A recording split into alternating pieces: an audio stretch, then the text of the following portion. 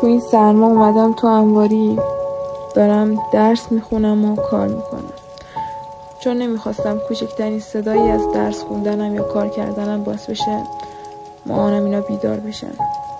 دوست ندارم یه ذره باعث بشم آرامش اونا به هم بخوره.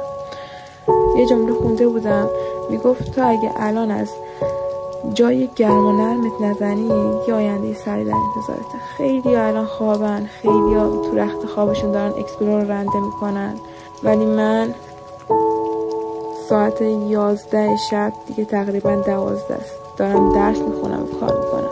برام مهم نیست، درد جزئی از مسیره.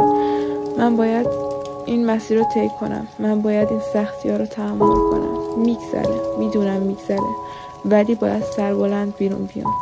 باید اونایی که الان خوابن، الان دارن نفس میکشن،